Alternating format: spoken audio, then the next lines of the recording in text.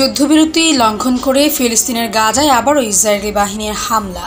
এতে অন্তত 18 জন ফিলিস্তিনি নিহত হয়েছেন। হামলার নির্দেশ দিয়েছেন ইসরায়েলের প্রধানমন্ত্রী বেঞ্জামিন নেতানিয়াহু।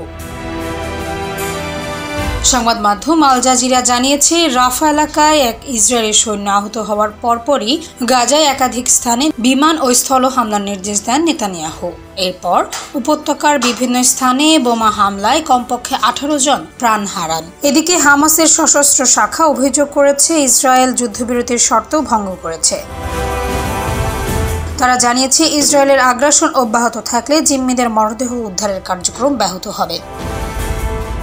তবে ইসরায়েল এই হামলার পরও যুক্তরাষ্ট্রের ভাইস প্রেসিডেন্ট জেডি ভ্যান্স দাবি করেছেন, যুদ্ধবিরতি এখনও কার্যকর আছে। তিনি ওয়াশিংটনে সাংবাদিকদের বলেন, ছোটখাটো সংঘর্ষ হলেও আমরা মনে করি শান্তি স্থিতিশীল থাকবে। অন্যদিকে রাফায়ের ঘটনায় নিজেদের সম্পৃক্ততা অস্বীকার করেছে হামাস।